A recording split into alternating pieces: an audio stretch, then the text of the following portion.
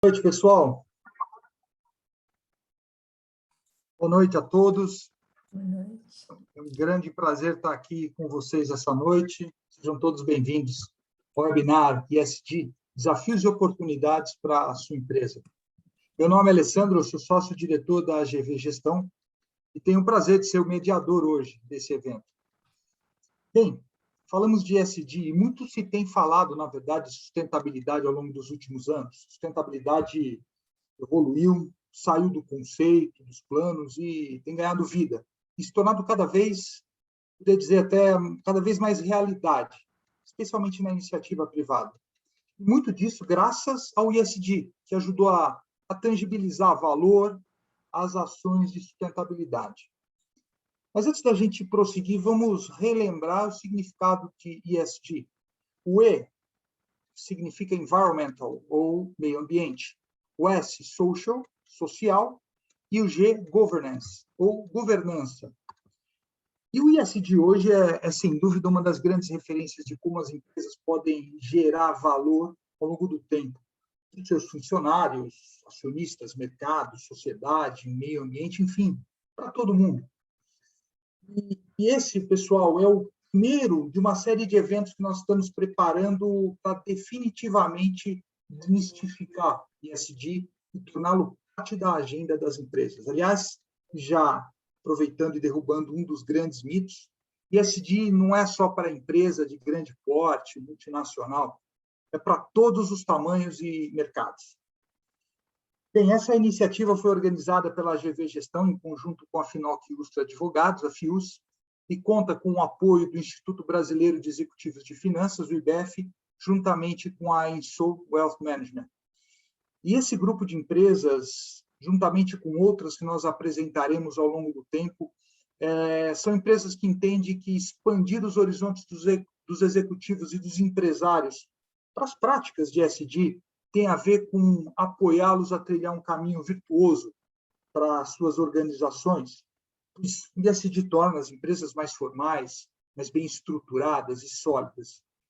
E olha, ESG não se trata somente de um checklist, como vocês vão ver hoje. Estratégia, organização, metodologia. Aliás, tem muitas práticas que já foram implementadas em todas as 3 dimensões do ESG. E é bem provável que muitas das suas organizações já tenham alguma iniciativa implementada, talvez ainda dispersa, mas o objetivo é que elas estejam estruturadas dentro de um guarda-chuva para poder maximizar valor e retorno. Aliás, é isso que a gente busca, complicar o processo, desde a avaliação, o desenho do caminho das pedras, as ferramentas, a comunicação e outras etapas fundamentais para que as oportunidades sejam, de fato, aproveitadas. Eu queria agora apresentar os nossos convidados de hoje. Primeiro, eu queria agradecer a presença do João Redondo. O João é formado em Tecnologia da Informação pela FASP, com pós-graduação em Administração e Marketing, MBA executivo no IBMEC, e é conselheiro de administração pelo IBGC, executivo de sustentabilidade da Itautec, Itaúsa, Duratex, diretor de sustentabilidade da Raia Drogasil, e é um especialista em sustentabilidade, inclusive líder do Comitê de Sustentabilidade do IBGC. João, seja bem-vindo. Já passo a palavra para você. Queria aproveitar agora para apresentar a Luciana Morales, formada pela Unesp, em pós-graduação na Unesp, na Trevisan, na Universidade de Lausanne e na Universidade de Zurique. Ela é membro do Departamento de Meio Ambiente da Ciesp, da Comissão de Impacto e Sustentabilidade do IBREI, e desde 2015 é head da vertical de Meio Ambiente no escritório Finoc Ilustre.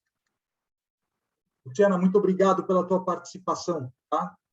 E, por último, mas não menos importante, Andréa Marques, formado em Economia pela Unicamp, em Direito pela PUC, tem MBA pela Facamp Dom Cabral, doutorado na Universidade de Delft, na Holanda, e também na Unicamp. Ela é mentora do Instituto de Economia da Unicamp, trabalhou no mercado financeiro em instituições como Bank Boston, Santander, atuou como executiva de responsabilidade social e meio ambiente na CPFL, Laboratórios Medley, BP Combustíveis, e hoje ela é head de ESG na AGV Gestão. Antes de passar a palavra, eu queria que vocês se sentissem à vontade para participarem desse webinar. Vai ser um evento feito a 4 mãos, portanto, a participação de vocês em tirar dúvida, esclarecer os pontos que quiserem, vai ser muito importante.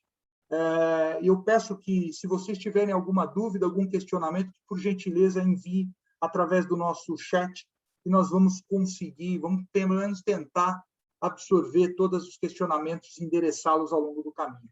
Então, sem mais delongas, eu gostaria de apresentar essa palavra aos nossos amigos e já gostaria de trazer uma questão para vocês responderem.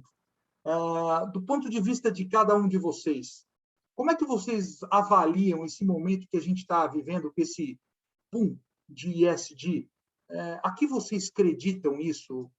Vocês acreditam que ESG veio para ficar? Por que isso, né?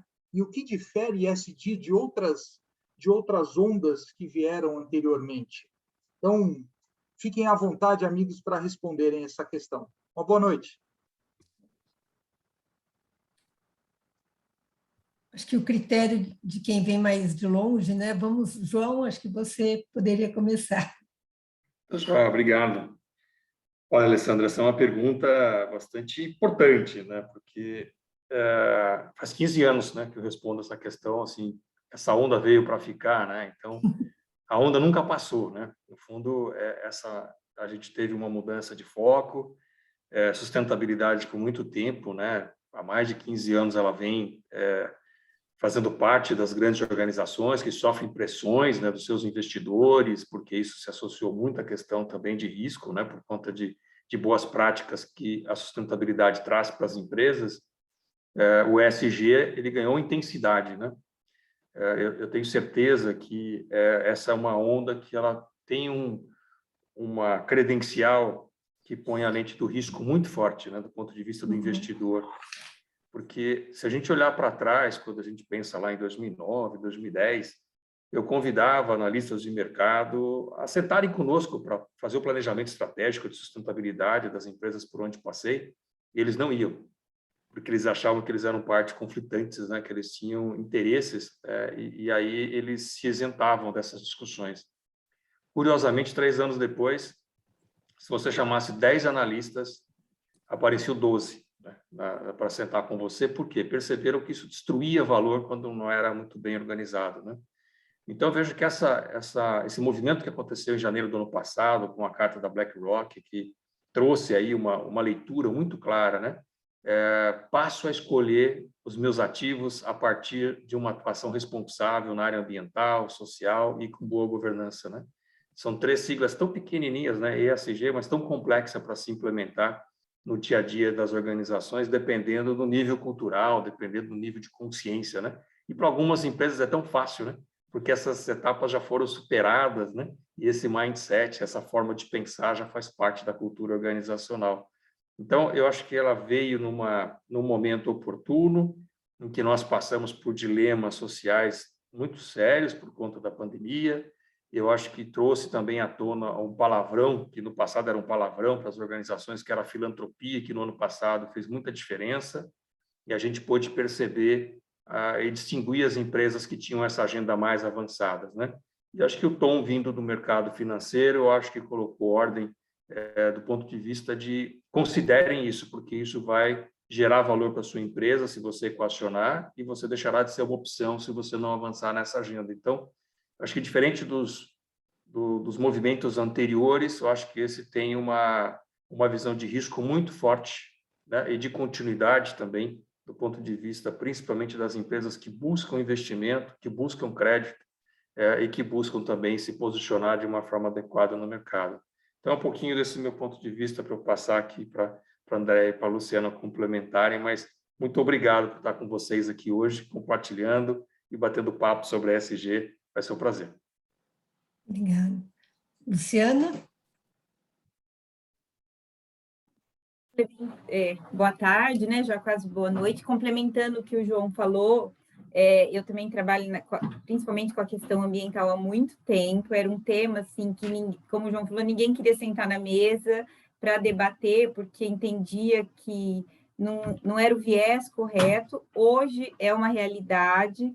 Essa questão, assim, a gente sempre pergunta como é o ESG, ele é um recorte da sustentabilidade sob o viés, assim, do investidor, como que ele vai estar vendo a empresa, como que eu vou entender, porque você tem é uma pauta complexa, quando você está na empresa realmente implementando, são vários desafios, então eu acho que não vejo como uma onda, é simplesmente uma consolidação de uma jornada que já é longa e que a gente está sentindo agora de uma forma talvez mais contundente.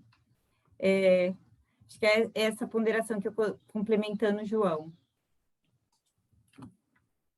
Muito bem. Olha, eu, em primeiro lugar, prazer, muito gostoso estar aqui em casa, né, na minha nova casa, e muito feliz em estar vendo alguns rostinhos aí também na audiência, muito gostoso compartilhar esse tema. Quem me conhece há algum tempo sabe que eu já sou ativista disso há mais de uma década, vamos dizer assim, vamos deixar barato, e eu considero que o ESG, como disse bem a Luciana, é um recorte da sustentabilidade. Eu costumo dizer que é o business case da sustentabilidade, né? Como a sustentabilidade se tornou mais concreta e tangível para o setor privado, né? E tem um componente forte de risco e preço, né? De ação ou análise de repagamento, essas coisas. E finalmente isso chegou, né? A gente já vinha batendo nessa tecla, olha, é importante, isso impacta o negócio, isso impacta a governança, mas talvez a linguagem não tivesse correta naquele momento, ou talvez agora a emergência de todos esses dilemas que o João comentou tornou a questão mais evidente e mais urgente, né? Então, sim, o mercado financeiro, principalmente de uns tempos para cá, desde a BlackRock, tornou esse tema mais concreto, mais palpável, e muitas ações que as empresas já têm são também parte do ESG. Algumas não estão tão alinhadas, mas são parte da sustentabilidade no sentido que atendem também um propósito da sociedade, mas talvez não estejam tão ligadas ao risco, às dependências. E um exemplo só de quão concreto isso se torna ultimamente. Ontem eu estava desenvolvendo um trabalho e aí começou a questão da mudança climática. O pessoal falou assim, será que isso é uma oportunidade? Será que é um risco? E aí demorou 2 minutos para o pessoal entender que a gente não estava falando do impacto da empresa sobre as mudanças climáticas, se a empresa tinha ações ou não para demonstrar sobre as mudanças climáticas. A questão hoje já é mais urgente, qual o impacto que as mudanças climáticas têm na minha operação? Qual o risco que a minha operação tem de ter que ser paralisada por conta de mudança climática? No setor agrícola, qual o risco que eu tenho de não poder levar mais trabalhadores para o campo, porque a temperatura chega a 40 graus e o Ministério Público proíbe a atuação do homem do campo nessa temperatura? Então, todas essas variáveis começam a impactar os negócios. Então, essa avaliação de risco é muito importante e torna-se cada vez mais tangível para o negócio, para o CEO, para o gerente de operações e para toda a organização. Não sei se... Acho que a gente... Muito bom, Andréa. Eu queria até aproveitar esse ensejo e fazer uma pergunta para o João, aproveitando até um comentário que foi feito pela Ana, né, de como geração Z e essa nova geração vem talvez imprimindo um ritmo diferente nas organizações. Aproveitando esse comentário, João, e juntando com um dos mitos que existe, né? E quando a gente fala de ESG, a gente imagina que seja aplicável a grandes empresas ou empresas de capital aberto, cuja relação com os investidores seja algo fundamental. Enfim, como é que você avalia a incorporação dos princípios de ESG em empresas de menor porte, médio porte, middle market, por exemplo, com diferentes estruturas de capital, controle familiar? Como é que você vê isso, João? Respondendo a pergunta da Ana, né? A geração Z ela tem enquanto software, né?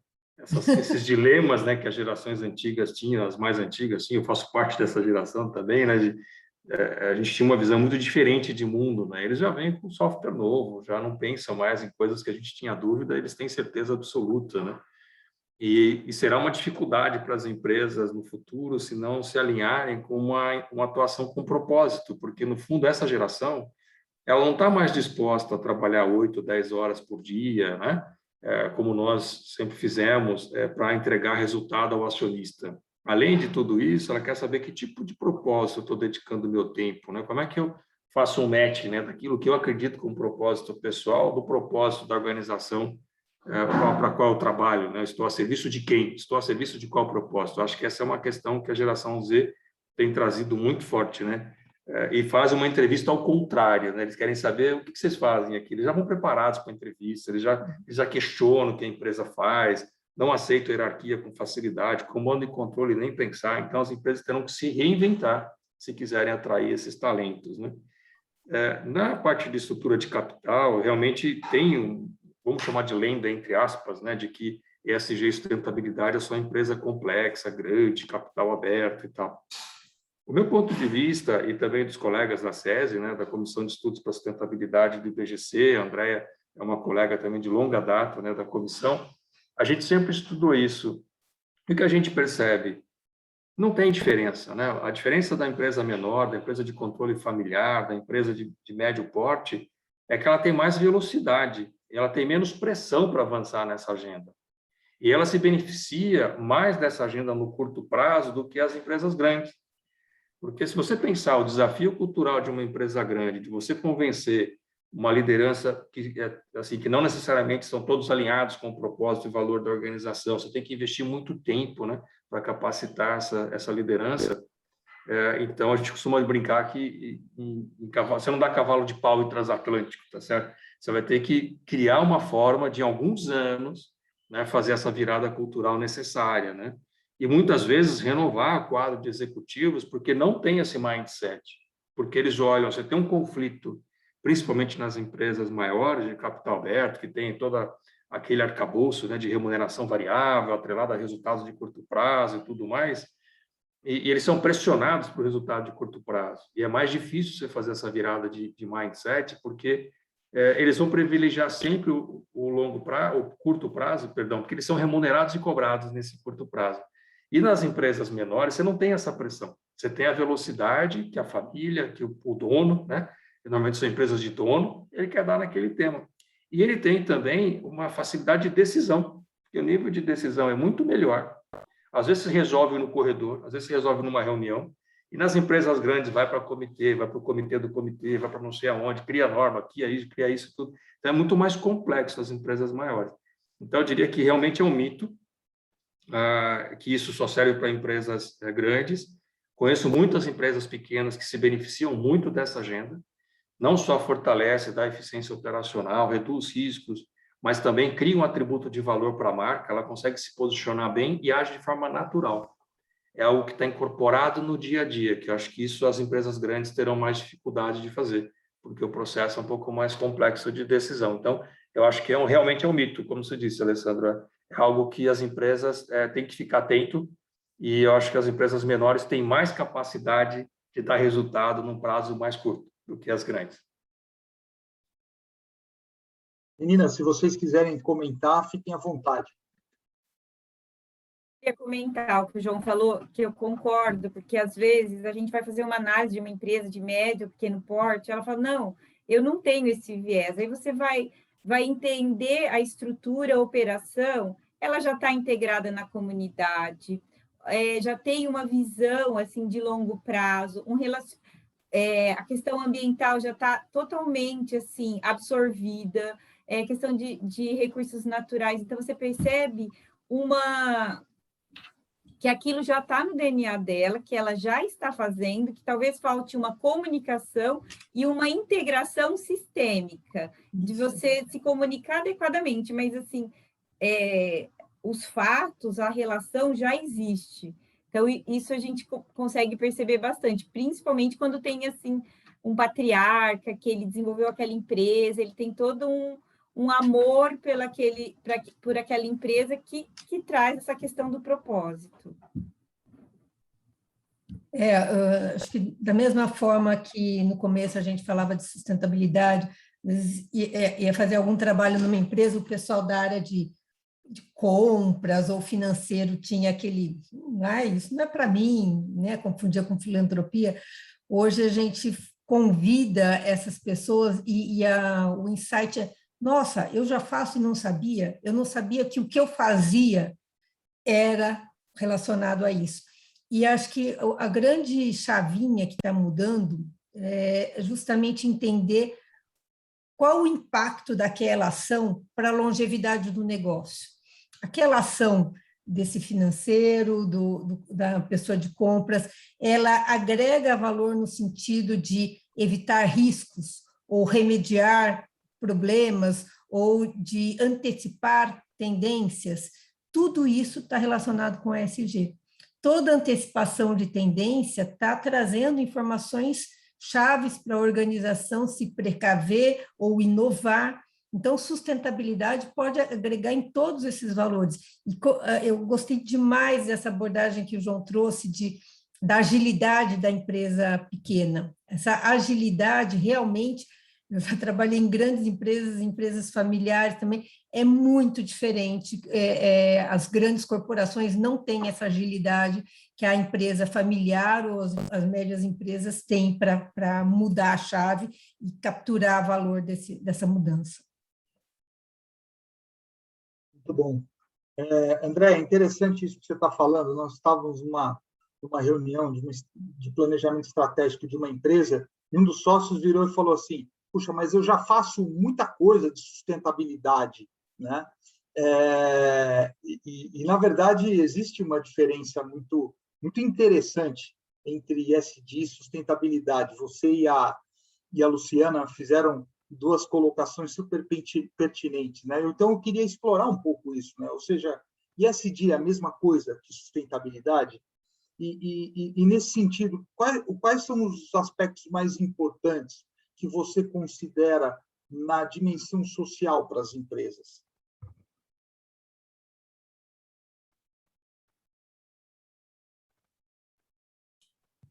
Eu considero que a sustentabilidade é parte o ESG é parte da sustentabilidade. A sustentabilidade, ela envolve a atuação de sociedade civil, governos, toda a sociedade e empresas também. E tem como objetivos, né, as grandes questões da humanidade, as ODS, então todas as grandes demandas sociais. O ESG responde a essas coisas, só que do ponto de vista da empresa, é o papel que a empresa tem como contribuição para toda essa questão. Então, do ponto de vista da empresa, é a mesma coisa, mas eu diria que essa diferença é mais didática, pedagógica, do que prática. Que no frigir dos ovos, se todas as empresas fizerem bem o seu ESG, elas estarão contribuindo para o desenvolvimento sustentável. Então, primeiro, eu assim, não me preocuparia muito com isso. Segundo, acho que a única preocupação que a gente tem que ter é de não reduzir, principalmente falando do S, de não reduzir o ESG a questões de gênero apenas. Essa é a minha preocupação, esse reducionismo. O S do ESG significa ter políticas de equidade de gênero ou de raça. Não, tem muita coisa no ESG. E a gente precisa acabar com o mito também que o S é mais difícil porque é difícil de mensurar. Também não é isso. Gente, S tem a ver com boas condições de trabalho, tem a ver com ambiente de trabalho bom para se trabalhar, livre de assédio moral, com um bom ambiente de clima organizacional, saúde mental, tem a ver com bons salários, com atuação na comunidade para o desenvolvimento comunitário, tem a ver muito com o engajamento de partes interessadas ou stakeholders. Então, tem várias questões, tem saúde e segurança do trabalhador. Então, tem várias questões relacionadas ao social para além da diversidade, que é super importante, precisa acontecer, é muito desigual essas relações, mas não é só isso. É só o que eu queria comentar. Fantástico, e é legal. Nós temos aqui na audiência hoje amigas que trabalham com engagement e com felicidade no ambiente de trabalho. Eu acho que um dia aí vamos falar um pouco sobre isso, porque acho que tem muito a ver no ambiente interno e ambiente externo, né? Trata disso também o social. Legal. Eu queria fazer uma pergunta para a Luciana. Luciana, observando essas mudanças que vêm ocorrendo ao longo do tempo, a Andréa acabou de falar algumas no aspecto social. Eu queria que você comentasse também o que aconteceu nos últimos anos, o que mudou nos últimos anos em relação à questão ambiental e à agenda ESG, né? Ou seja, quais foram as principais transformações que você enxerga nos últimos anos e, do ponto de vista prático, né? Já que essas mudanças elas podem impactar positiva ou negativamente o ânimo até do executivo de iniciar uma jornada ESG. Como é que você, na prática, imagina que se começa uma jornada ESG sobre o aspecto ambiental? O que eu vejo hoje é o seguinte, que tem uma percepção muito maior, tanto da sociedade, quanto do poder público, quanto da iniciativa privada, que é urgente algumas demandas que estão relacionadas com a questão ambiental. Então, essa percepção, antes, você via ela no mais questões científicas, poder público. Hoje, por exemplo, questão das mudanças climáticas, acho que a Andrea estava falando, antes a gente discutia, ela existe ou não existe? Hoje a gente já está sofrendo os impactos. Então, por exemplo, esse ano, eu tenho problema de crise hídrica, eu tenho calor excessivo, aí isso me gera incêndio, e aí você vai ter um efeito cascata em toda atividade econômica e impacta no meu resultado. E também a sociedade, ela já tem essa percepção que aquilo impacta o dia a dia dela. Então, como cidadã, ela tem que participar, ela tem que entender como está funcionando. Então, por exemplo, um rio contaminado, eu não tenho só o problema do pescador, eu tenho um problema que aquilo está integrado na minha atividade, que o poder público não vai resolver mais todos os problemas. Então, o que eu percebo hoje é que a iniciativa privada ela está com um papel mais de protagonista nessa agenda. Então, ela está falando, olha, poder público, você é importante, mas eu também quero ser parte na solução. E aí, isso gera algumas questões, assim, complexas, mas é um caminho que não tem volta. Então, a gente vê esse papel, para mim, é muito, muito evidente. Por exemplo, o capital entendeu que, olha, questão ambiental não é uma só questão para restringir a atividade econômica, porque ela é uma restrição, ela também vai me gerar uma possibilidade do capitalismo se manter, porque, assim, eu vejo que o Covid, o que ele trouxe? O impacto, como nós estamos integrados, como uma crise sanitária é algo inimaginável. Por exemplo, para quem trabalha com direito, aquele primeiro mês que fechou tudo, a gente não sabia qual é a solução. Era simplesmente orientar o cliente com gestão de risco sanitário, risco de proteção ao trabalhador, risco regulatório. Então, assim, não havia uma solução, mas assim você tinha que trazer algumas respostas para as questões que estavam sendo colocadas. Então, você teve uma crise sanitária, uma crise climática, que hoje é uma realidade. Então, em termos práticos, o que a empresa hoje pensa? Olha, se existem mudanças climáticas, é o que a Andrea falou, o impacto eu já estou sofrendo. Então, eu tenho uma necessidade de uma transição energética, eu tenho recursos hídricos limitados que antes você não tinha. Você não ficava pensando, qual é o percentual da minha outorga? Não, a água a gente tinha uma percepção que era infinito e o custo era muito baixo. Então, isso a gente vai sentindo. Por exemplo, eu trabalho bastante com a parte de reflorestamento. Incêndio não era um problema. O problema é eu fazer atividade privada, fazer aquela restauração de áreas que foram desmatadas. Hoje eu tenho mais um ponto que gera um ponto de atenção. O que é? Eu estou reflorestando e eu tenho questões de incêndio. Por quê? Por conta de calor.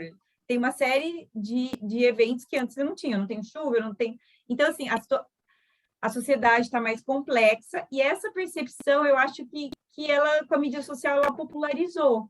E aí você consegue ter uma agenda mais efetiva, mais prática. E a gente tem que ir caminhando.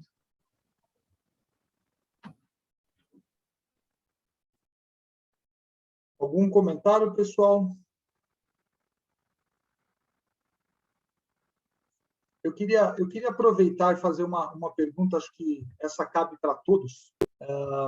A gente tem percebido que muitas empresas, seja do ponto de vista meio ambiente, social, ou mesmo de governança, já tem uma série de iniciativas que foram estruturadas, feitas, desenvolvidas. Agora, como é que essas empresas que já têm alguma iniciativa em uma dessas 3 dimensões, como é que elas podem aproveitar aquilo que está disponível, aquilo que já está feito, e incluir dentro de um guarda-chuva, dentro de uma estratégia de ESG? Como aproveitar aquilo que a gente já tem dentro de casa? Como fazer isso? Vocês sentem que é possível isso, independentemente do tamanho da empresa? Com certeza, Alessandro. Eu acho que a palavra-chave para isso é materialidade, né, ou relevância, né? Existem várias ações que as empresas já fazem hoje e que são importantes num contexto de relacionamento com a comunidade, engajamento. Talvez elas só não estejam encaixadas na questão de risco e retorno do impacto da operação, mas isso não deixa de ser meritoso, de ter o seu mérito na continuidade, na condução disso aí. A única coisa, se ela for iniciar um trabalho de ESG agora, nunca fez nada, fez de conta que raramente isso acontece, mas nunca fez nada. Se o foco for ESG, se o foco é redução de risco ou aproveitamento de oportunidades relacionadas a isso, é muito importante ela entender quais os reais impactos da sua operação no entorno, na sociedade. E aí, sim, nesses temas, começar a investir, né? Então, é mais uma questão de priorização do que pode ou não pode. Certo. João, o que você comentaria disso? Quando a gente imagina, né, essa pergunta do Alessandro, ela provoca bastante a gente nessa questão da construção da estratégia ESG, né?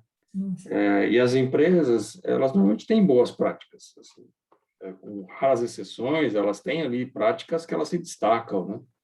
E com isso você pode, dentro de uma agenda, você não vai sair de 0 a 1, né, do nada, você vai conseguir entender o que você faz, aquilo que você se destaca, aquilo que você já tem controle, que aquilo que tem de fato relevância para o seu negócio, e começar eventualmente por uma trilha que te tenha menor esforço no curto prazo e dê tempo de você se organizar também.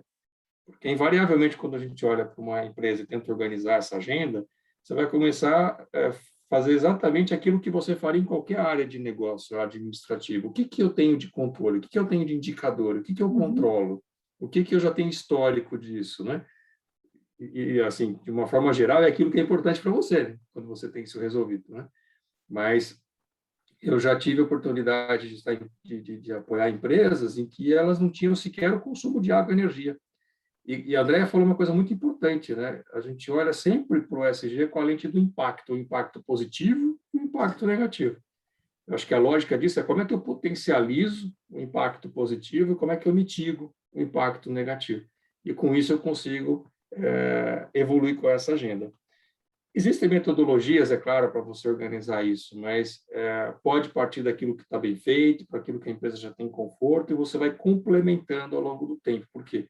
Recursos financeiros são finitos e são difíceis, recursos humanos ainda mais.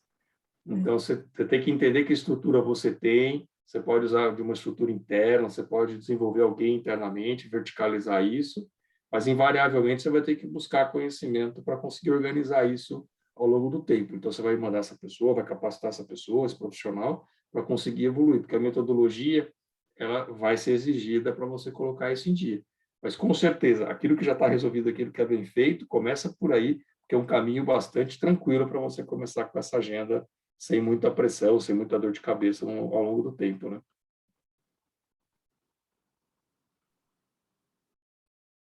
Muito bom.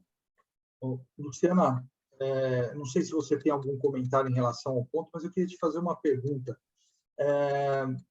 Como você sente o papel da agenda ESG sobre o ponto de vista ambiental na cadeia de fornecimento?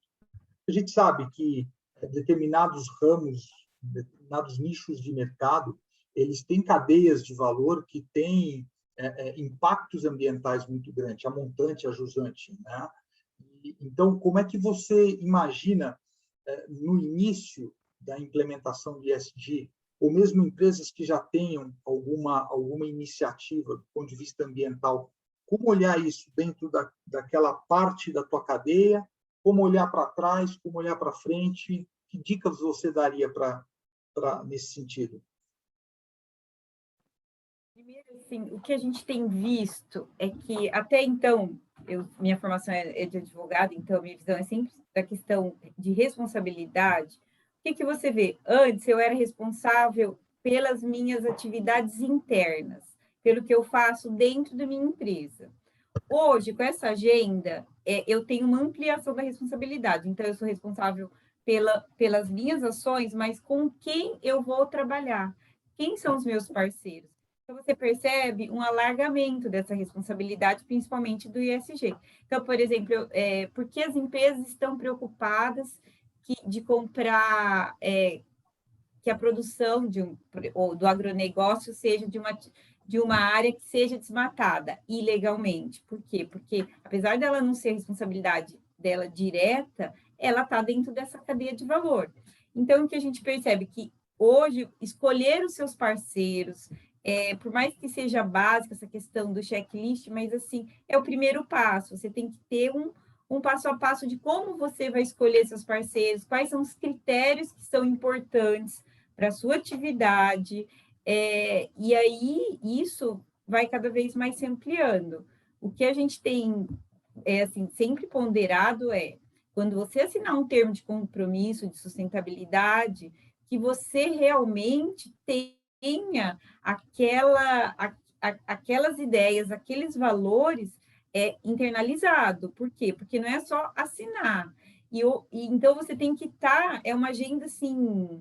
de dentro para fora e que você tem que escolher. Então, o comercial, ele precisa estar integrado. Eu acho que é bem assim, o E, o S e o G. É uma governança integral, assim. Não dá mais para o comercial resolver sem conversar com a outra área. É uma gestão, assim, diferente, integrada. Então, isso a gente tem percebido muito. Escolher seus parceiros e quais são os critérios importantes e ter uma metodologia, uma estrutura para ter uma rastreabilidade dessa cadeia. Eu acho que o trabalho com a cadeia de fornecimento tem todas essas novas questões, né? Vamos dizer assim, que a Luciana ponderou, de não é só questão de preço, você tem que saber também com quem que você está negociando em termos reputacionais, né? Mas tem também um monte de oportunidades. É cada vez mais frequente a inovação a partir desse relacionamento com os fornecedores, né? Os fornecedores, principalmente, a gente vê muito casos assim na indústria de embalagens, por exemplo, em que o fornecedor está junto e, às vezes, uma mudança de embalagem responde por um super diferencial competitivo do cliente. Então, novos processos. Então, a boa gestão de fornecedores, além de evitar todos esses danos reputacionais e riscos, ela agrega muito valor também na consistência da parceria, no desenvolvimento de novos produtos no longo prazo. É muito bacana. Pegar um gancho aí nesse assunto de fornecedores, porque ele é um dos temas mais complexos, né, da agenda ESG, olhando para a cadeia de valor, né, a montante da sua empresa, ou seja, Se a gente pensar que o capital de uma empresa financia as atividades da sua cadeia de fornecimento, o seu capital está a serviço de qual cadeia? Né? Porque muitas vezes as empresas privilegiam o menor preço, mas por outro lado, ela acaba estimulando uma cadeia produtiva que pode ter problemas na área ambiental, pode ter problemas na área social. Então, esse ponto que a Luciana trouxe, que a Andrea complementou, é algo que não só protege a reputação da organização, mas também evita que você faça parte de uma cadeia de valor que tenha problemas, né?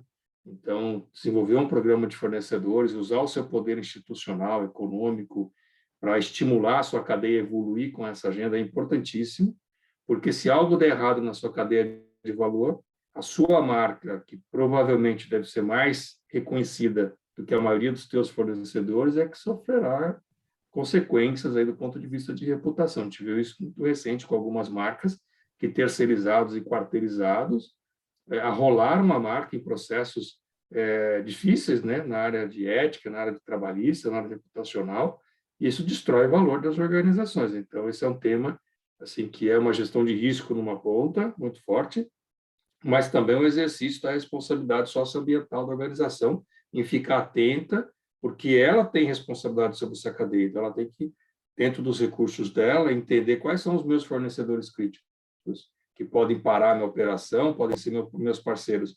No passado, Alessandro, a gente tinha uma questão de 20 anos atrás, por exemplo, em que se comprava o menor preço, né? E era comum o fornecedor quebrar, porque o comprador ia obrigando ele a baixar tanto o preço que ele vendia abaixo do custo, muitas vezes, para pagar algumas contas. Então, e era uma armadilha, né? Porque ele acabava estimulando uma competição por preço e ele quebrava a cadeia dele. Então, quem se dava mal no final era ele mesmo, né? Então, isso deixou de existir, as empresas não caíram mais nisso, mas era muito comum no passado você ter empresas dependentes 80%, 70% de um único cliente. Isso é um risco enorme. Então, é uma gestão de risco também que tem que ser colocada na mesa aí para discussão. E é interessante esses pontos que vocês trouxeram, porque começamos a analisar a cadeia de fornecimento e, claro, o impacto que isso tem para frente, para a imagem, posicionamento da empresa. Nós temos grandes cases recentes, mais antigos, né, com impacto em cada um desses aspectos todos, em todos os mercados. E eu acho importante, inclusive tem uma pergunta no chat interessante do Gilberto, como as empresas podem divulgar o ESG para o mercado, para os seus clientes, de forma que o mercado reconheça que essa é uma empresa que valoriza os aspectos de governança social e meio ambiente? Qual a opinião de vocês em relação a um bom posicionamento e um bom aspecto de comunicação para o mercado das ações ESG? Olha, eu diria que essa comunicação, dependendo dos objetivos da empresa, ela pode ser feita pontualmente, né, com pequenos relatórios. Às vezes tem clientes que fazem auditorias, inclusive, em seus fornecedores, já vem com um template pronto do que ele quer saber, etc. Então, talvez aí uma coisa mais reativa. Agora, se a empresa realmente quiser investir no longo prazo e numa boa gestão, um relatório de sustentabilidade no formato GRI é uma peça fundamental. Não existem outros formatos, né? Mas o GRI é o mais comum no meio empresarial, como indicadores não financeiros, porque não é só uma peça de comunicação, isso acaba se tornando, com o tempo, uma peça de gestão, porque a própria metodologia, né, a própria forma como é estruturada, e o GRI, todo mundo pode fazer o download, existem várias já versões para o português, ele ajuda a que a organização crie uma metodologia de monitoramento de indicadores que não é só para publicar uma vez por ano, é para você monitorar. Então, isso acaba melhorando toda a performance da organização. Eu tive a oportunidade de implementar o relatório GRI pela primeira vez em algumas indústrias, né? A CPFL foi uma delas, Medley Farmacêutica, inclusive tem colegas aqui, a Sandra da Medley, que participou comigo daquela época. E o primeiro momento pode dar uma dor de cabeça, mas o que se ganha em termos de sistema de gestão, de acompanhamento de indicadores, é muito prazeroso ver o resultado disso na melhoria dos processos depois da organização. Luciana, João, não sei o que vocês querem complementar. A comunicação ESG, ela exige alguns cuidados, né? Uhum. Existe um termo que nós costumamos utilizar, chama aquele princípio do walk the talk, né? Então, você deve caminhar e depois comunicar com bastante cuidado, né? Uma comunicação excessiva, sem lastro, né? Sem que aquele assunto esteja resolvido, pode gerar uma percepção do que a gente chama de greenwashing, né? Isso é ruim para a organização. Então, ela muito mais vai comunicar do que efetivamente realizar aquela atividade. Então, isso é muito ruim para a empresa. E faz parte de um dos princípios, né, da boa governança também, que é a transparência dessas ações. E muitas vezes, fazendo um link com aquela primeira pergunta que você fez, né, Alessandra, assim, não tem diferença da média empresa e da grande empresa. O que acontece é que as grandes empresas são mais demandadas, principalmente as de capital aberto, para que deem transparência do que acontece nas organizações. E isso é um atributo muito valorizado. Esse padrão que a Andrea mencionou, o GRI, ele é o mais utilizado hoje no mundo, né? Porque ele organiza a forma de comunicação, te ajuda, inclusive, a gente usa a grande parte do GRI para organizar a agenda ESG internamente na empresa, porque como ele, de certa forma, te obriga a falar de assuntos que você não gostaria, ou às vezes você não tem informação, ele parte do princípio que é o tema material, né? Aquilo que você vai comunicar, aquilo que é relevante para a sua empresa. Então, também te ajuda a ser sintético, né? E dar um tratamento assim, de transparência na relação com os seus públicos, né? Então, essa é uma pressão muito grande das empresas de capital aberto, né? Mas também as empresas menores que pretendem alçar voos maiores têm que se preocupar com a transparência. Então, é muito comum que as empresas não relatem para os seus públicos internos, inclusive, o que ela tem feito nessa agenda. Como é uma agenda que está no campo muito da percepção do ponto de vista de intangível, se ela não comunica efetivamente para dentro, primeiro, como é que ela vai conseguir capturar valor para fora, se nem o seu público interno sabe o que ela exatamente faz? Então, se ela atua com coerência, tendo lá os seus princípios, os seus valores, fortalecendo a cultura, e os seus funcionários são devidamente comunicados, participam desse processo, gera um engajamento, e eles defenderão a empresa, né? Do ponto de vista realmente que a empresa fala, ela pratica. Então, alinhar esse discurso com a prática é muito importante. Se você comunicar demais sem fazer, você vai ter um problema sério. E se você fizer muito e não comunicar nada, você não consegue capturar valor, né? Então, comunicar para dentro, né? E os cuidados de comunicar para fora. Tem que tomar bastante cuidado, preparar os porta-vozes, porque você pode também ter... a gente está num momento muito sensível, né, da sociedade, que alguns temas realmente, se for levado de forma inadequada, gera problemas. Muito bom. João, aproveitando até que nós estamos entrando um pouco, né, nessas questões de como integrar ESG com estratégia, com posicionamento, eu queria aprofundar um pouco mais com vocês e perguntar um pouco sobre o papel da liderança. A Andrea já mencionou um pouco da importância dos stakeholders e como eles determinam o sucesso de qualquer estratégia dentro e fora, né? Eu queria explorar um pouco essa questão da liderança dentro das organizações, a diferença que isso faz ao longo do processo de implementação. Faz toda a diferença, né? Existe uma regra que ela não é quebrada, ou seja, a velocidade, a profundidade desse tema é dado pela liderança. Isso vem do CEO, do presidente da empresa, né? Porque muitas vezes vou dar um passo para trás, né? Se a gente tentar classificar em termos de avanço nessa agenda, o tipo de pressão que essas empresas têm para avançar, a gente vai chegar, eu costumo dividir aí em alguns grupos, né? Você tem um grupo que é o grupo da convicção, porque acredita que isso é importante, isso vai fazer diferença para o meu negócio, é uma questão de posicionamento, é uma questão de gerar valor para as pessoas com quem eu me relaciono, eu já estou pensando ali em valor compartilhado, já estou bem avançado nisso. Existe uma turma que vai na agenda porque é uma relação de conveniência, meu concorrente faz, meu investidor está pedindo, meu acionista está pedindo, eu preciso fazer, mas eu tenho que fazer. Ou seja, eu tive uma pressão qualquer para fazer, mas eu não acredito nisso, mas eu tenho que fazer. Né? Quem tem juízo faz. Né? E aí você tem uma turma, que é a turma do constrangimento. Né?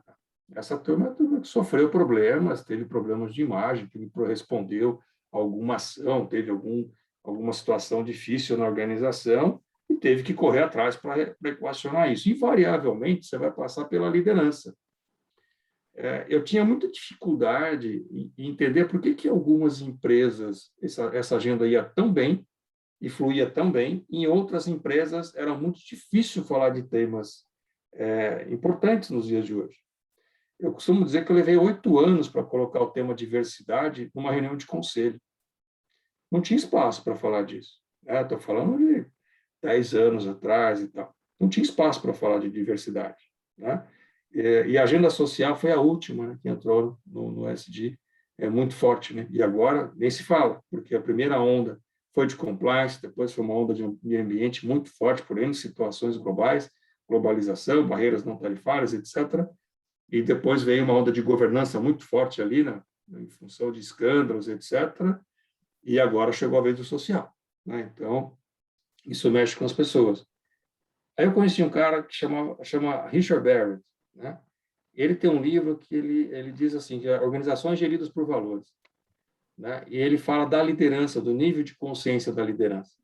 Então, se você tem uma liderança que ela está preocupada com a situação financeira dela, que apetite essa empresa tem para avançar em temas como nós estamos falando aqui? Muito pouco, porque o foco dele é remuneração e foco no curto prazo.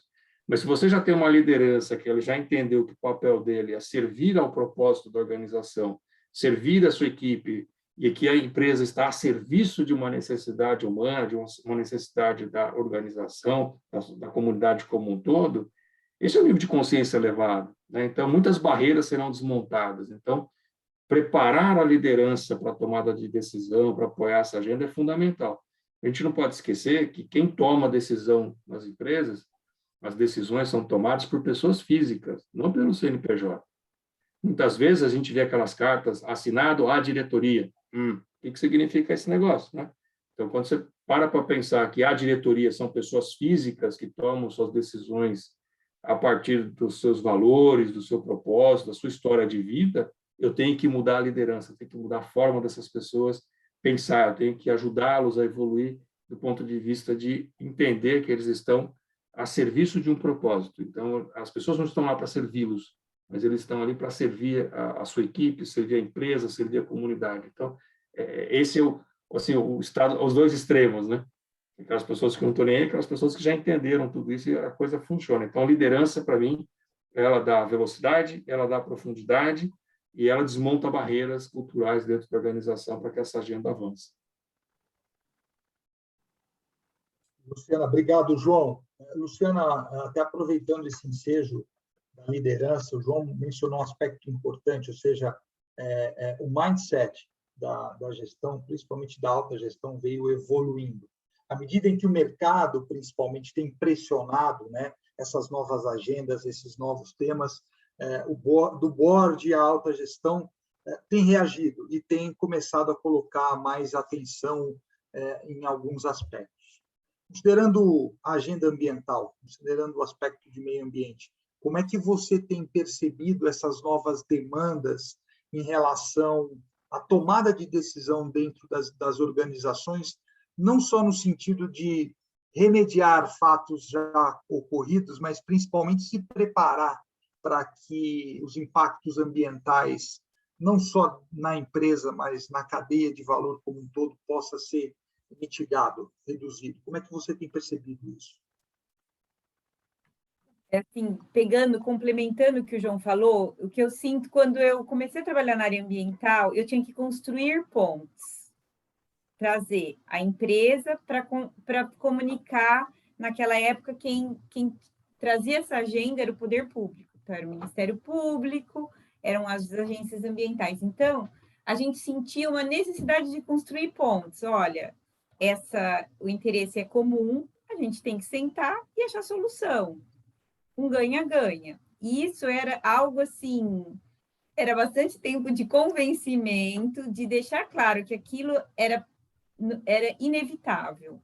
Hoje, você não tem mais esse convencimento. É algo que a liderança ela já entendeu que está na mesa e que ela tem que trabalhar isso, não só por questões assim de reputação, de valores, de propósito, mas que o direito ele já absorveu essa demanda, esses valores.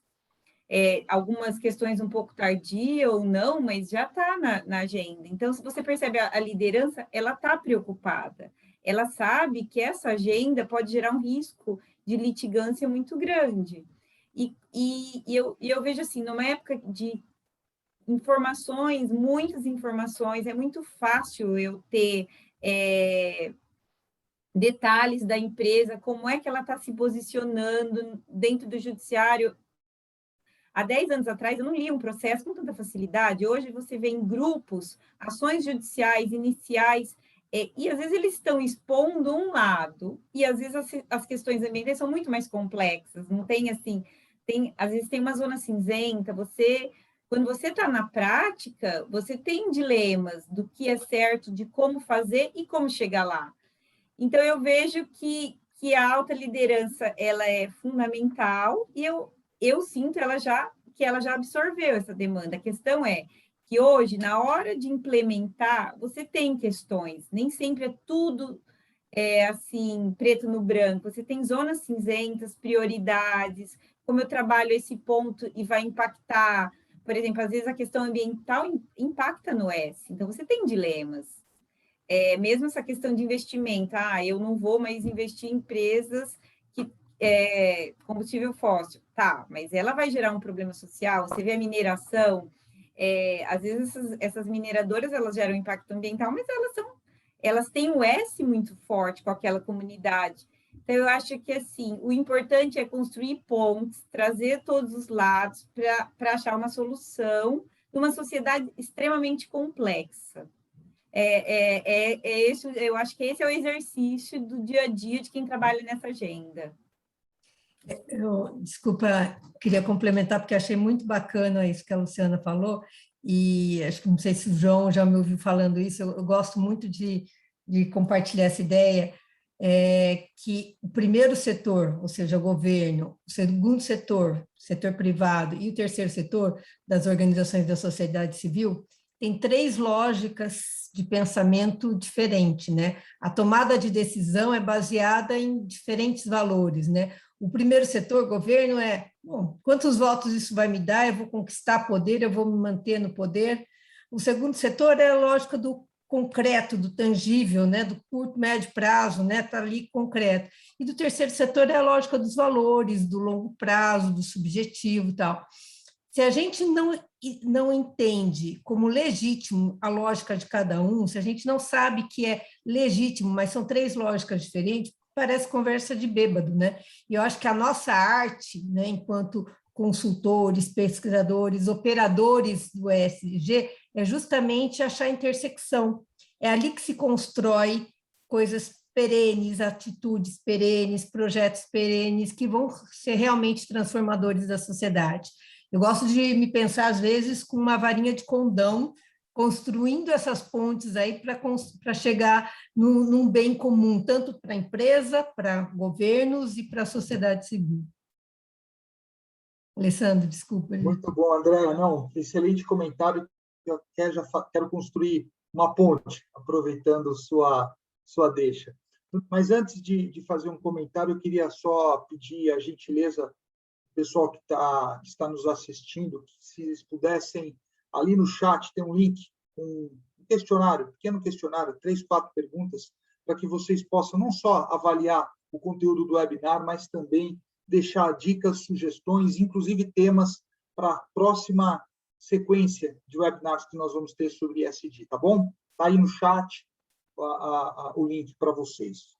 André, eu queria aproveitar e fazer uma pergunta, na verdade, não é só para você, para os três, eu vejo que é extremamente importante. Você citou no começo do webinar uma frase que eu achei marcante, que ESG é o business case da sustentabilidade. Todo business case, a gente sabe, no meio corporativo ou público, para ele ser justificado, precisa ser medido. Então, queria entrar um pouco na questão de indicadores, dentro de cada um das dimensões. Como é que vocês enxergam a facilidade de se estabelecer indicadores para medir a eficiência das ações e também do programa como um todo? Está no mudo, André. Isso aí vai bem ao encontro da pergunta do Miguel Carvalho, né? A gente aproveita já a questão dos indicadores. Olha, isso tem muito a ver com a questão da materialidade que a gente falou também, né? Então, toda empresa já tem um sistema de gestão, toda não, né? Mas a grande parte das empresas já tem um sistema de gestão com indicadores que ela já mede, seja do ponto de vista econômico, muitas regulações ambientais já existem indicadores, e sociais também, a área de RH já tem. Isso já é parte.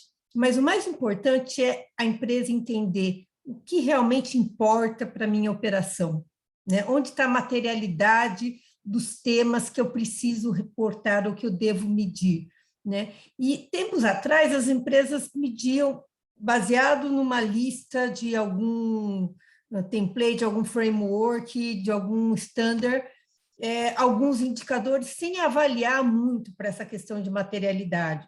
E aí vinham sempre questões assim, que é de maior impacto para todas as empresas. Acho que isso é um caminho que pode acontecer, mas eu chamaria atenção também para a análise de que indicadores ou de que temas a empresa depende. Por exemplo, e isso traz uma mudança completamente diferente na tomada de decisão do acionista ou da diretoria. Uma época eu estava trabalhando, muito tempo atrás, numa usina de cana-de-açúcar, e aí a questão da água era uma preocupação, né? Porque na questão de APPs, era uma preocupação, APPs, áreas de reflorestamento, etc. E esse assunto nunca consegui entrar, como o João falou, na reunião de diretoria, porque era uma questão ambiental, né? Vamos dizer assim. Aí a gente começou a falar assim, olha, a operação impacta em área de APP? Impacta. Porém, essa operação depende muito mais do que impactar, nós dependemos da área de APP, porque sem a área de APP, eu não consigo produzir água. E se eu não produzir água, eu não tenho fonte de irrigação. Então, mais do que olhar para o impacto, a empresa começou a olhar para as dependências que ela tinha do negócio. E a água, ela dependia de água. Quando ela começou a ter noção que ela dependia da água, mudou completamente a abordagem. O que a gente precisa fazer para produzir mais água? Vamos sair reflorestando tudo, vamos sair cuidando mais de nascentes, pôs budget, pôs orçamento para isso. Então, entender quais são as dependências do seu negócio, seja na esfera ambiental, ou social, ou econômica, às vezes a empresa depende do desenvolvimento da comunidade, porque se ela não tiver um desenvolvimento na comunidade, ela vai ser assaltada toda hora, ela não vai ter qualificação de mão de obra, e hoje muitas empresas estão apanhando por conta de qualificação de mão de obra. Então, todas essas coisas batem de volta se a gente não cuidar. Então, esses indicadores são primordiais, não só para comunicar, mas principalmente para gerenciar. João, Luciana? Vejo assim que essa questão de métricas é o ponto de discussão hoje. Como é que eu vou comparar? Como é que eu vou ter, assim, comparar performance? Para mim ainda não é tão claro como que essas métricas vão estar realmente ajudando as empresas a comparar. Mas o que a gente percebe que o momento é esse agora. Então, assim, é como se fosse uma jornada. Primeiro eu vou entender se isso existe, agora eu já entendo que existe, eu já sei que é importante, e agora como é que eu vou medir? O que eu sinto assim é que o momento de consolidar métricas.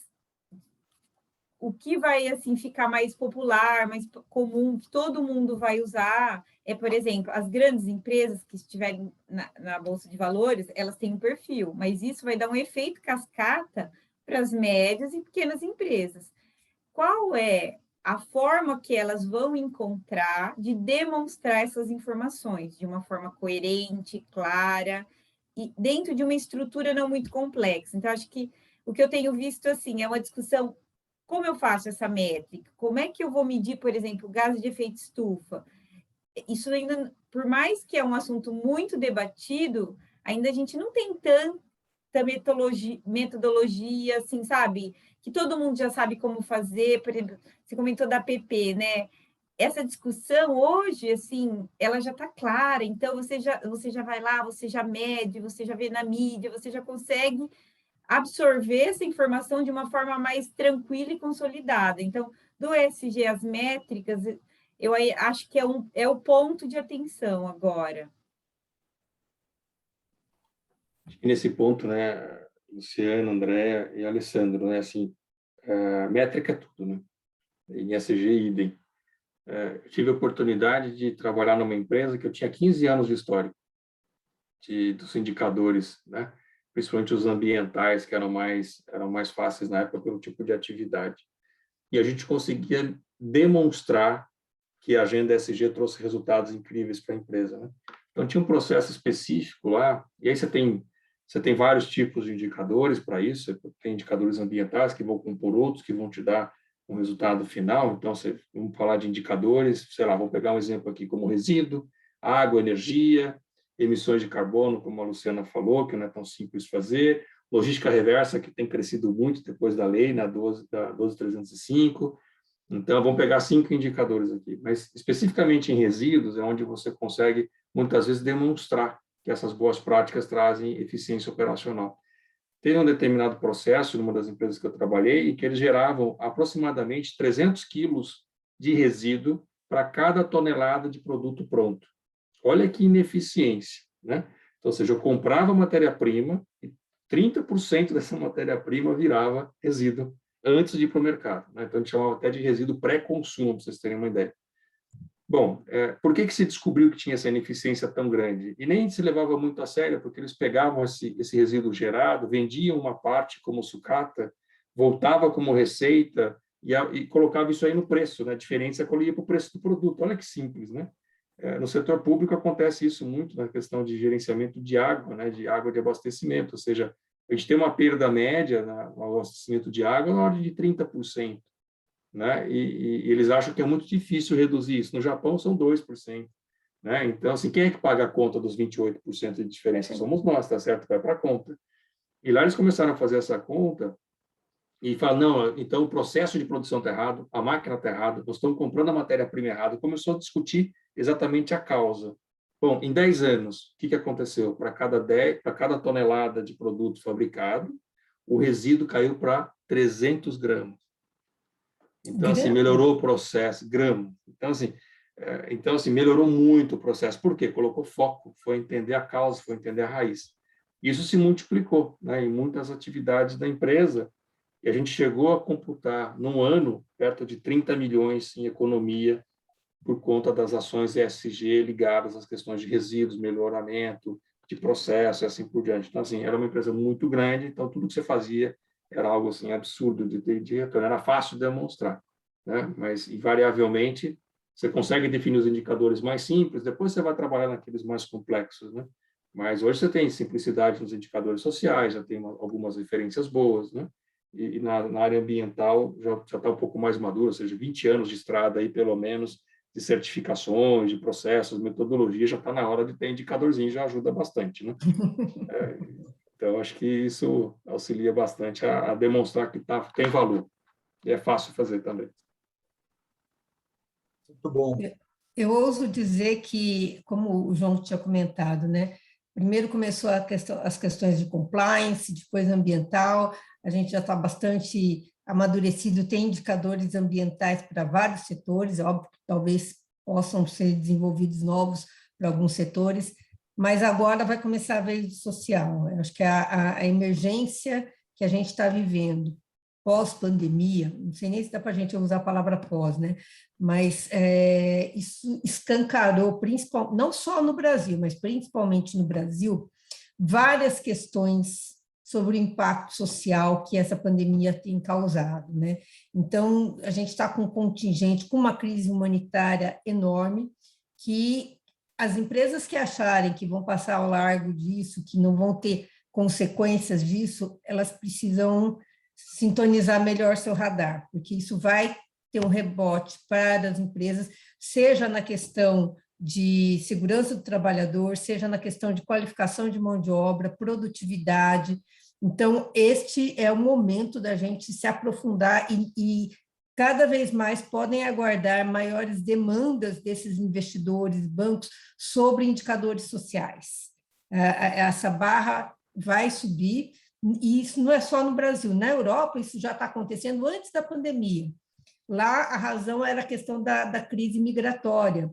A Europa ficou muito tempo com uma condição de bem-estar social, né? Não estou falando que perfeito, mas comparado com a gente, eles estavam em níveis muito melhores em termos de necessidades básicas, mas a questão social começou a chamar atenção novamente com a crise migratória, e agora se aprofundou por conta da pandemia. Então, tanto lá quanto aqui, Estados Unidos e Japão, a questão social começa a dominar vários fóruns de discussão sobre o tema sustentabilidade. Antes, a gente associava sustentabilidade com ambiental. Agora, cada vez mais as pessoas estão percebendo a integração do social e o impacto. Não há solução para o meio ambiente que não passe pelo homem, que não passem pela sociedade, né? Então, cada vez mais a gente vai ter preocupações sociais a serem reportadas. Eu acho que integração é a palavra-chave que une todas essas dimensões, sem dúvida nenhuma, né? Bom, pessoal, estamos chegando aqui ao final. Eu fazendo uma observação, eu vejo que esse tema de indicadores é um tema que dá um webinar por si. Nós tivemos um questionamento também, uma colocação importante do Neymar, falando do impacto e das possibilidades do ESG dentro dos municípios, né? E isso colocando em perspectiva na iniciativa pública também, que eu acho que, sem dúvida nenhuma, é um outro tema para conversarmos, porque não só ESG aplicado ao mercado público, não importa se numa esfera municipal, estadual ou federal, e principalmente a integração da iniciativa pública e privada para que cada uma das três dimensões possam ir para um outro patamar. Então, acho que esse é um tema que nós, nos próximos aqui, também, Neymar, vamos discutir aqui com um pouco mais de profundidade, tá bom? Nós precisamos encerrar e eu queria deixar um espaço livre para cada um de vocês darem a mensagem, e já aproveito, agradeço de coração a presença de você, Luciana, João e da Andréia também. Então, a palavra de vocês para a gente encerrar essa sessão de hoje. João? Não, ladies first. Andréia, segue aí. Não, Luciana? As boas práticas, né, João?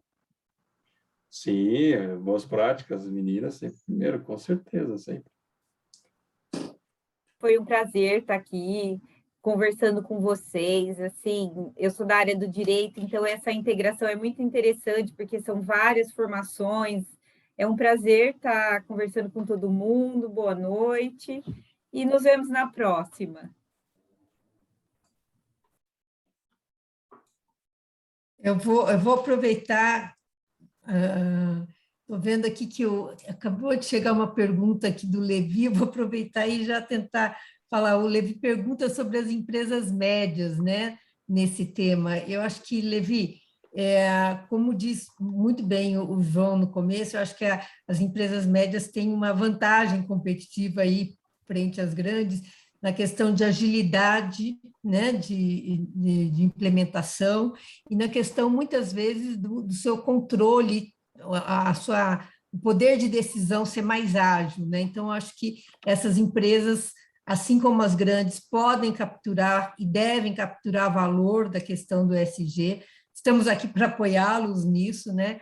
E eu acho que a grande chave da questão do ESG, da questão da sustentabilidade, é o ouvido no trilho. O que eu chamo de ouvido no trilho? É o engajamento com o stakeholder, é ouvir as partes interessadas, é construir pontes e relacionamentos. Ninguém faz nada sozinho, e a hora que a gente entender que a gente, fazendo esse exercício de cenários, entendendo para onde vão as questões, quais são as demandas maiores nossas, qual o propósito da nossa organização, quais as dependências que a gente tem desses fatores externos, a gente consegue organizar essa estratégia ESG de sustentabilidade e ter ganhos, não só para a empresa, para os acionistas, mas também para toda a comunidade, para toda a cadeia de valor envolvida e a comunidade onde a empresa está instalada, onde a empresa atua também.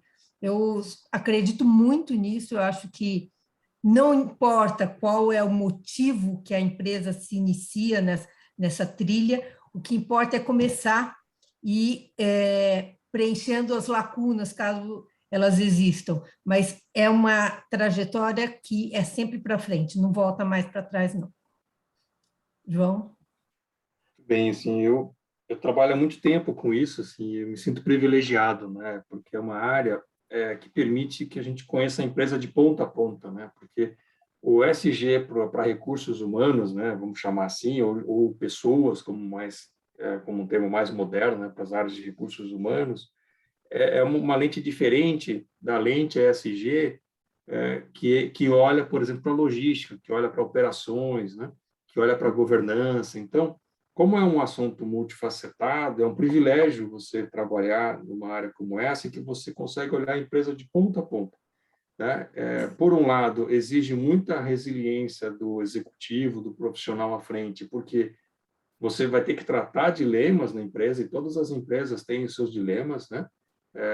Mas acho que o primeiro princípio é reconhecer isso com humildade, colocar isso na ponta do lápis, planejar isso para a solução. E o que vai diferenciar uma empresa comprometida com a sustentabilidade, com o ESG, de uma empresa que não tem esse comprometimento, é a forma como ela lida com esses dilemas, né? Então, é muito comum, tem sido muito comum ainda, que algumas empresas externalizem os seus custos, né, para a comunidade, para diminuir suas despesas. E alguém paga essa conta, assim, não tem...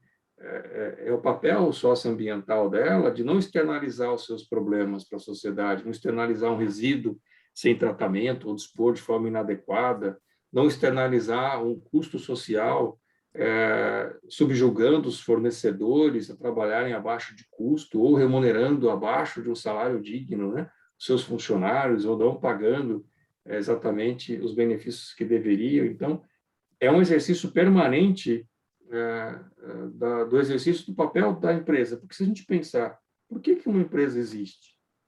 Ela existe para cumprir uma função social, atender uma necessidade humana, seja ela na tecnologia, seja na agricultura, seja na área metalúrgica, ou seja, qualquer que seja o setor dela, ela existe porque existe uma demanda social. Como é que ela faz isso com o equilíbrio, né?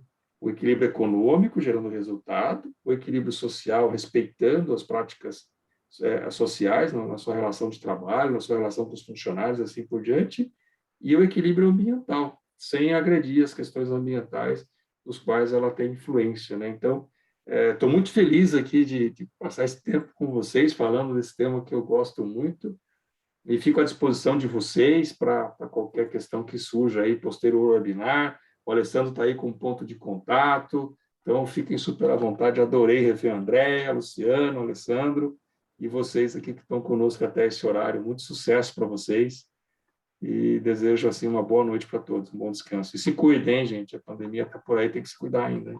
Esqueçam disso. João, uma das proposições que nós fizemos quando nós planejamos esse webinar era se divertir.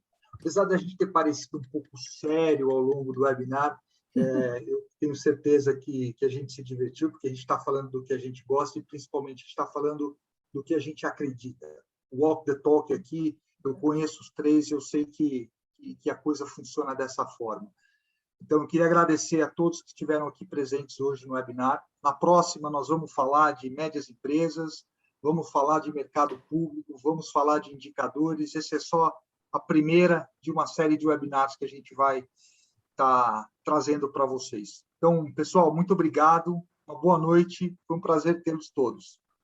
Tchau, tchau. Tchau, gente. Até mais. Até mais, gente. Tchau, tchau. Boa noite. Tchau, tchau. Boa noite.